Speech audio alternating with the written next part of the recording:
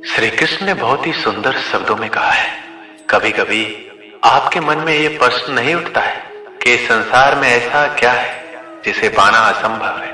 उठता है, मेरे मन में भी ये प्रश्न उठता है।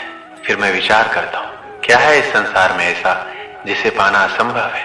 धन नहीं, यश नहीं, सम्मान नहीं, प्रेम नहीं, तो फिर क्या है ऐसा जिसे पाना असंभव है? तो इसका उत्तर है अपनी स्वयं की भूल, अपना स्वयं का दोष जो कभी किसी को नहीं मिलता।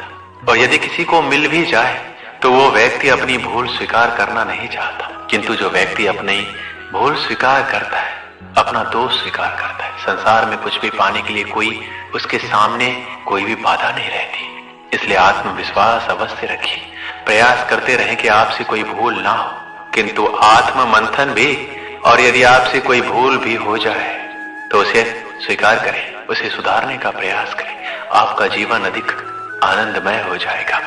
श्री कृष्ण ने कहा है कि हम व्यक्ति एक कठपुतली है जो कि आते हैं इस दुनिया में और चले जाते हैं। उसके ना तो आने का समय निश्चित रहता है और ना ही जाने का समय निश्चित रहता है। एक सीमित सीमा के लिए आते हैं और इस दुनिया से चले जाते हैं। इस बात को श्री कृष्णा अपनी इन पंक्तियों में कहते हैं कि व्यक्ति मिट्टी से ही बना है और वह मिट्टी में मिल जाता है। उसका अस्तित्व सिर्फ इतना ही है। इसलिए व्यक्ति को लोभ लालच की भावना नहीं रखनी चाहिए, क्योंकि ना तो वह कुछ लेकर आता है और ना ही वह कुछ लेकर चला जाता है। वह जिंदगी भर काम करता अपने दूसरों के लिए और मरने के बाद वह दूसरों के लिए सब कुछ छोड़ जाता है। इसलिए हमें लोभ लालच की भावना छोड़कर सदाचार की भावना अपना लेनी चाहिए, क्योंकि इसी में सारे जगत की भलाई है। श्री कृष्ण कहते हैं इस दुनिया के लोगों की यही परेशानी है कि वह किसी न किसी बात को लेकर चिंतित रहते हैं और दूसरों की जिंदगी पर नजर डालते हैं और देखते हैं उनकी जिंदगी कितनी आसान है, कितनी अच्छी है, पर वह अपनी जिंदगी की बुराई करते रहते, चिंता करते रहते। हर व्यक्ति को जीवन में किसी न किसी बात की चिंता परेशानी रहती है, पर उसे अपनी जिंदगी कभी अच्छी नहीं लगती। उसे दूसरों की जिंदगी अच्छी लगती है, उसी पर उसकी नजर रहती है। हमें चिंता छोड़कर ध्यान रखना चाहिए कि जीवन में जो कुछ भी होगा अपने निश्चित समय पर ही होगा। उस पर हमारा कोई हाथ नहीं है, ये हमारे हाथ में नहीं है। इसलिए चिंता छोड़कर हमें अपने कर्म पर ध्यान देना चाहिए, क्योंकि अगर काम अच्छा होगा तो सब अच्छा होगा। इसलिए चिंता छोड़कर धैर्य रखो, जो होना है वह होकर रहेगा। इसमें ना कुछ हम कर सकते हैं और ना ही हम कुछ कर पाएंगे, ये हमारे हाथ में नहीं है। इसलिए अपने कर्म पर फोकस करें, उसी से जीवन का निर्माण और विनाश होगा। श्री कृष्ण कहते हैं जीवन में कुछ पाना हो तो सोच और कर्म बड़े आवश्यक होते हैं। किंतु क्या केवल सोच से, क्या केवल कर्म करने से आपको सफलता प्राप्त होगी? नहीं, कुछ लोग सोचते रह जाते हैं और कर्म नहीं कर पाते और इसी कारण से उन्हें सफलता प्राप्त नहीं होती। कुछ लोग बिना सोचे समझे कर्म करते रह जाते हैं, उन्हें भी सफलता प्राप्त नहीं होती। स्मरण रखिएगा, वृक्ष को काटना हो तो कुल्हाड़ी के लगातार प्रयास करने के साथ ही कुल्हाड़ी किस दिशा में मारी जानी चाहिए, इसका ध्यान रखना पड़ता है। सोच और कर्म इनका ठीक से सम्मिश्रण करेंगे तो अवश्य ही सफलता मिलेगी। श्री कृष्ण ने क्या खूब कहा है, आत्मा अमर है। ये हमारा देह एक रेत के समान है जो आखिरकार मिट्टी में मिल ही जाता है, पर हमारी आत्मा अमर है। ना इसका कोई अंत है, ना कोई इसका मरण है।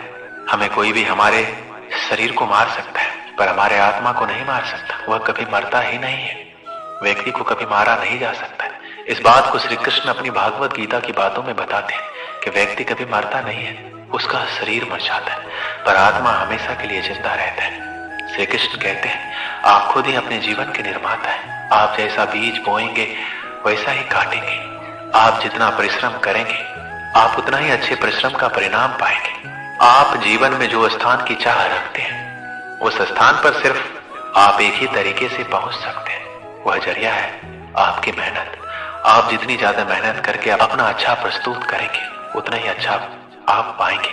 आप खुद अपने जीवन के निर्माता हैं। आप अपने जीवन को बना सकते हैं, बिगाड़ भी सकते हैं, पर लाखों लोग अपने जीवन में कुछ ऐसी आदतों को अपना लेते हैं जिससे वह अपनी राह कभी खोज नहीं पाते, वह रास्ते से भटक जाते हैं। हर एक व्यक्ति बड़े बड़े स्थान अपने जीवन में चाहता है, पर वह उसके लिए काम नहीं करता है और इसका परिणाम वह कुछ नहीं बन पाता। आपको अगर अपने जीवन में कुछ करना है तो आपको अपने जीवन का निर्माता बनना खुद पड़ेगा, उसे निर्माण करना पड़ेगा। जब तक आप नहीं सीखते तब तक आप जीवन में कुछ नहीं कर सकते। इसलिए श्री कृष्ण कहते हैं कि आप अपने जीवन के स्वयं ही निर्माता है, इसलिए आप अपना ज्यादा समय अपने काम को करने में ही निकालें। श्री कृष्ण कहते हैं हम सब के जीवन में कभी न कभी पत्थरों का योग होता ही है। ये संसार हम पर कभी न कभी पत्थर बरसाता ही है, कभी हमें बुरा समझकर, कभी असफल मानकर, कभी बुद्धिहीन मानकर। कारण बहुत सारे हैं, किंतु इन पत्थरों से हमें चोट खानी है या नहीं हमारे हाथ में। या तो आप इन पत्थरों से चोट खाकर आंसू में डूब सकते हैं, या फिर आप इन पत्थरों से सेतु बनाकर समस्या का सागर पार कर सकते हैं। निर्णय आपका है। ये पत्थर प्रतीक है हमारी निंदा का, हमारी आलोचना का, और जो इस आलोचना को नकारात्मक ले लिया वो केवल कष्ट ही पाएगा, और जिसने इस आलोचना को विकास का आधार बना लिया वो सफलता के शिखर चढ़ेगा। इसलिए स्मरण रखिएगा, आलोचना आपका शत्रु नहीं, आपका सबसे बड़ा मित्र है। श्री कृष्ण कहते हैं कि धर्म को अपनाना हमारे अस्तित्व में है और वही हमारी पहचान है। हम अपने धर्म से पहचाने जाते हैं, क्योंकि हमारा जितना अच्छा धर्म होगा उतना ही अच्छा हमारा आचरण होगा। अपने आचरण को सुंदर बनाने के लिए हमें अपने धर्म को और भी बेहतर बनाना पड़ेगा। ये बात है महाभारत की। उन दिनों पांचों पांडव और समस्त कौरव गुरु द्रोण से धनुर्विद्या की शिक्षा प्राप्त कर रहे थे। गुरु द्रोण ने एक दिन उनकी परीक्षा लेने का विचार किया और इसी उद्देश्य से उन्हें जंगल की ओर लेकर गए। काफी दूर चलने के बाद वो जंगल में एक स्थान पर पहुंचकर ठहर गए। वहां एक ऊंचा और विशाल पेड़ था। गुरु द्रोण ने पांचों पांडव और कौरव से कहा कि आज उन सबके धनुर्विद्या की परीक्षा है, जो देखना चाहते हैं कि अब तक उन्होंने जो कुछ उन्हें सिखाया है उसमें वो कितने निपुण हुए। पांडव और कौरव तैयार हो गए। गुरु द्रोण ने पेड़ पर एक नकली चिड़िया लटका दी और सभी राजकुमारों से बोले, तुम्हें पेड़ पर लटकी चिड़िया की आंख पर निशाना साधना है। सभी तैयार हैं? पांडव और कौरव राजकुमारों ने हामी भरी। गुरु द्रोण ने सबसे पहले युधिष्ठिर को निशाना साधने बुलाया। धनुष बाण हाथ में लिए युधिष्ठिर आगे आगे। गुरु द्रोण ने पूछा, क्या तुम तैयार हो? युधिष्ठिर ने हाँ में सिर हिलाया। तब गुरु द्रोण ने पेड़ की ओर संकेत करके पूछा, बताओ तुम्हें उस पेड़ पर क्या दिखाई दे रहा है? गुरुदेव, मुझे एक बड़ा पेड़ दिखाई दे रहा है जिसकी कई शाखाएं फैली हुई है। शाखाओं पर हरे हरे पत्ते हैं। पेड़ पर चिड़ियाओं ने घोंसला बनाया हुआ है। आपने एक डाली पर एक नकली चिड़िया लटकाई है। युधिष्ठिर ने पूरा वर्णन कर दिया। गुरु द्रोण ने कहा, युधिष्ठिर तुम अभी इस परीक्षा के लिए तैयार नहीं हो, पीछे जाकर खड़े हो जाओ। युधिष्ठिर चला गया।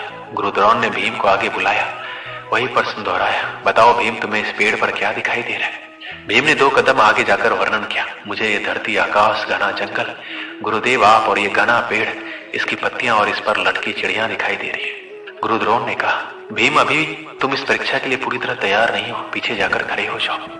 उसके बाद गुरु द्रोण ने एक एक करके नकुल और सहदेव तथा दुर्योधन सहित सभी कौरव राजकुमारों को बुलाया और वही सवाल किया। सबने वही उत्तर दिया, पेड़, शाखाएं, पत्ते, चिड़िया। गुरु द्रोण ने सबसे यही कहा, अभी वो इस परीक्षा के लिए तैयार नहीं है और उन्हें निशाना लगाने नहीं दिया। अंत में अर्जुन सामने आया। गुरु द्रोण ने वही प्रश्न दोहराया, बताओ अर्जुन, तुम्हें क्या दिखाई दे रहा है? अर्जुन ने बांध चढ़ाकर उत्तर दिया, बस मुझे चिड़िया की आंखें दिखाई दे रही है गुरुदेव।